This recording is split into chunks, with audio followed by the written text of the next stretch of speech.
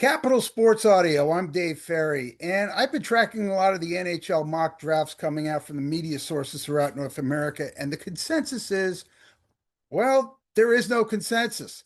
The reason is that this has been projected to be one of the deepest drafts in years, one in which the eventual best player could fall out of the top 10 for whatever reason, and then just lap the field once they reach the NHL.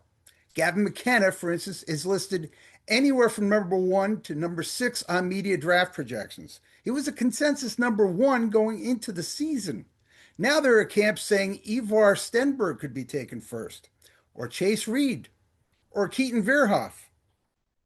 All of this reminds me of one of the most unpredictable drafts in NHL history, which was 1977. Teams that had quality amateur scouts did fairly well. Others who relied on NHL Central Scouting to make their final selections were severely burned in many cases. And I want to focus on a player who was considered a can't-miss top 5 pick in 1976 by NHL Central Scouting before those scouts decided to hedge their bets and their reputations by finding fault in his play the following year. This player became a Hall of Famer and remains the NHL's all-time record holder for average goals per game, Mike Bossy, known back then in juniors as Michel Bossy. Now, Bossy played his junior hockey for Laval Nacional of the Quebec Major Junior Hockey League. In his first 3 seasons, 74 goals, 84 goals, and then 79 goals in 1975-76. Yeah, he had more goals and assists in each season, and yeah, his team missed the playoffs in 1976. But his numbers had dwarfed those of Guy Lafleur playing in the same league just a few years earlier. The Q, as they called it, was not known for strong defense, which was being very kind. Intimidation overshadowed defense at a period when cheap shots and brawls were the best way to stop a team. Bossy dealt with that intimidation and came away unscathed, missing just 6 regular season games in those 3 years. He was tough without being, tough, and scouts took note, at least that season. Central Scouting had a tendency to praise players prior to their draft year, then put them under a microscope and find fault in their play as the draft approached. Bossy was no different. Bossy delivered 75 goals and 126 points in his draft-eligible season, giving him 308 goals and 529 points in 249 games through his 4 full junior seasons. That's well over 1 goal and 2 points per game. And what were some of the assessments coming from scouts in 1977? His offense was accomplished in a poor defensive league. Not a fast skater. Doesn't like to go into the corners. Doesn't like contact. Is a defensive liability. 2 other comments were damning. Can disappear in games. Doesn't make his teammates better. And it wasn't just Central Scouting that felt that way. Team scouts believed he was a risky pick in a draft that seemed heavy on a lot of sure things. From an Islanders standpoint, they had the 15th pick and were certain some team would take him before they made their selection. Bossy wasn't even on their radar. Dale McCourt and Barry Beck were projected to be the top 2 players taken in 1977. That's exactly what happened as the Red Wings used the first pick to get McCourt, and the Rockies landed Beck at number 2. Both players had fine NHL careers with flashes of greatness, but their curse was being selected by the Red Wings and Rockies, respectively, although both helped their franchise earn unexpected playoff berths in their rookie seasons. Later in the draft, the Rangers had 2 chances to take Bossy and passed, selecting Lucien Deblois and Ron Duguay, 2 players with long, productive careers. Mike Bossy-type careers? No. The Maple Leafs also had 2 opportunities for Bossy before selecting John Anderson and Trevor Johansson. Anderson had good seasons in Toronto, but Johansson underachieved and was out of the league by 1982. The Canadians, having watched the local boy Bossy for years, instead took Mark Napier, who was under contract with the WHA's Toronto Toros. Other players to come off the draft board early were Robert Picard, Mike Crombeen, Jerry Gillis, Brad Maxwell, Scott Campbell, and the Sabres at number 14 taking Rick Sealing, just before the Islanders went on the clock. Of those 6, Sealing arguably had the best career. And even the Islanders weren't sure who they'd take, primarily because they were caught off guard when Bossy fell into their lap. The situation created quite a debate at the draft table, since they had settled on taking forward Dwight Foster from the OHL's Kitchener Rangers. That was their guy, until an Islanders scout was willing to stick his neck out.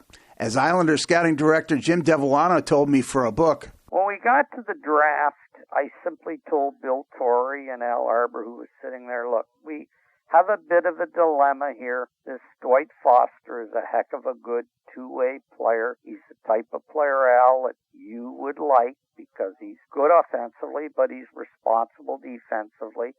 On the other hand, we have a player here who Henry Saraceno just loves and really wants badly. He's a goal-scoring machine in a somewhat inferior Quebec league. You know, he's not a great defensive player. Some people might question his toughness, but I can tell you, at that level, he can really score goals. And by this time, of course, we had Trottier and we had Gillies. And Al said, you know, it's the 15th pick in the draft. We have a lot of guys that can check real well. I can't teach a guy to score.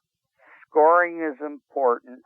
If you can assure me that he's not scared, and Henry said he wasn't scared, maybe we should roll the dice here. After all, it is the 15th pick, and take Mike Bossy.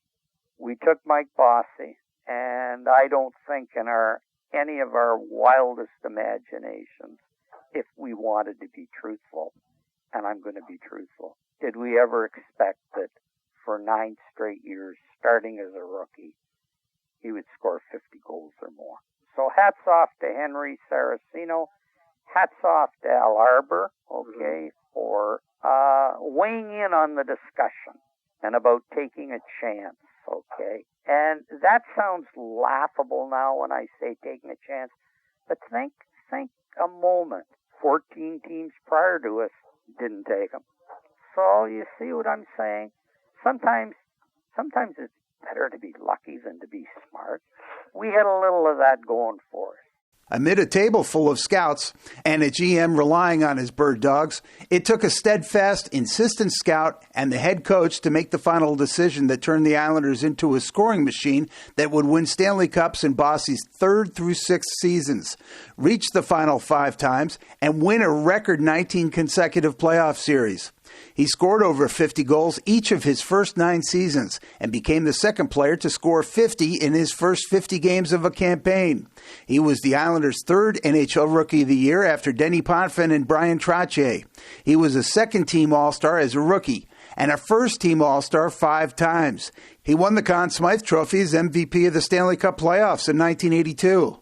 And all the damning criticism he received from amateur scouts? Well, he helped Trottier become the first and so far the only Islander to win the Art Ross Scoring Championship. He helped Clark Gillies become a 2-time first-team All-Star, which influenced his induction into the Hall of Fame. Arbour often used him on the second penalty-killing unit. He took plenty of physical abuse on the ice and became an advocate for cleaning up the game. He had an uncanny knack for slipping into the corners when needed and creating scoring chances in the slot.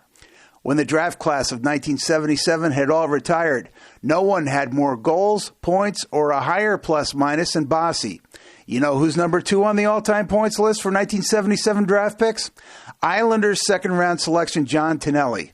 So for fans hoping their team moves up in the draft, remember that this process is prognostication, not science. This draft is a total crapshoot, as media members put McKenna anywhere from 1st to 6th on the draft boards. Dave Ferry, Capital Sports Audio.